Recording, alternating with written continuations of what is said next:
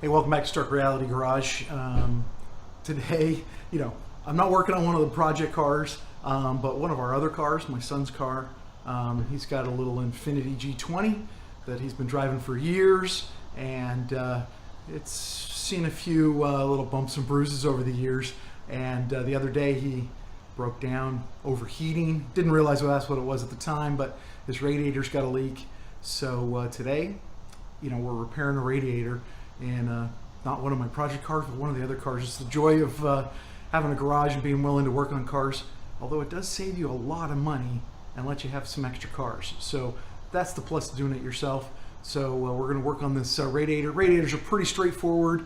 Follow along. We'll pull a radiator in this G20.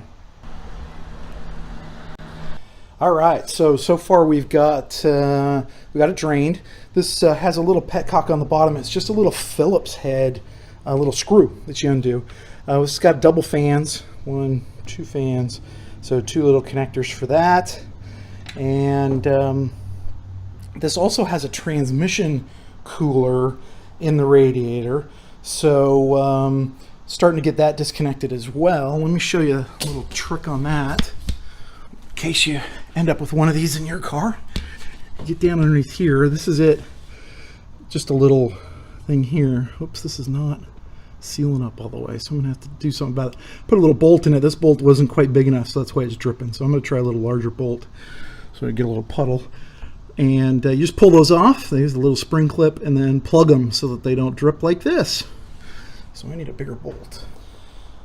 All right, so this is held on. This actually has got little posts with rubber, little grommets on the top and the bottom that it sits in, and this little mount is, you just got to take it off. So a little 10mm to get that thing off. There's one on each side. The ones on the bottom, just 2 posts that just slip right in. We got some new grommets for this too, and disconnected the hoses here. Top, you just have one on the top, one on the bottom. You got the overflow to disconnect. Those coolant, or the transmission coolant, I realize there's more in that cooler than you would think. So I put buckets underneath there to catch all the stuff coming out of the tube, and then we'll be able to lift this bad boy right out of here. So we just got to do this one here. Yeah.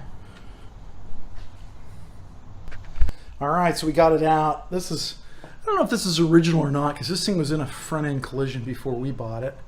But it's dirty, it's worn out. The fans obviously had banged into it a little bit, but our crack was just right here when you would turn it on, and when we figured it out, it would just spray out right there. You can see the little tiny crack that runs right along this plastic top. So, one of those things with the plastic on top of the radiator now. This is 2002, so it's not too shocking. It's 15 years old, so not too bad. So you got a giant hole. We'll fill it up with the new radiator. So we got this radiator, Sunbelt Radiators, and out of Florida, off eBay. It was half the price of what I could get anywhere else. So $50 for a radiator. Don't mind that. All right, so we're getting close to being done with this, but we did run into one little issue, and that is where the fan connects to the top of the radiator. The old one used these little screws, and they were like plastic.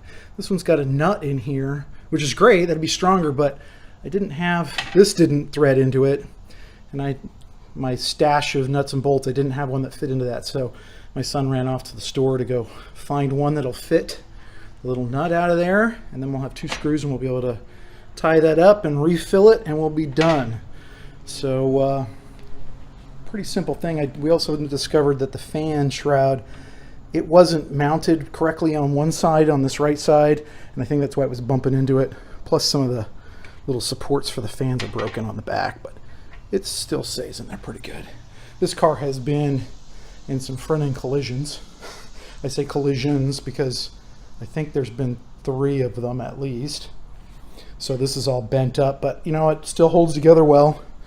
And it's got about 120,000 miles on it or so. Burns a little oil, but in general it's doing pretty good, so we just keep bringing it along. All right, so now all my neighbors are mowing the lawn and stuff, but we got everything together. We found some little bolts that fit with those nuts, which is great. Did need a little washer, but all locked up really good. Put the radiator fluid back in, coolant back in, and the only thing we ran into is the transmission cooler. To put the little nipples on the bottom, they're screw-in attachments, and they weren't tightened up. So we put the hoses on, and then they just leaked everywhere. So always check that. That's probably my tidbit of the day, is to make sure you check those little nipples and make sure they're tight. It was like a 19 millimeter and just wrenched them down.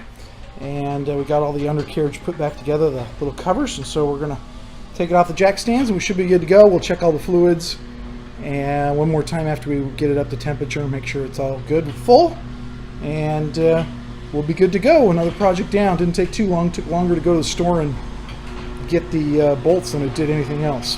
So not one of our big projects, but certainly in the garage there's always projects to do.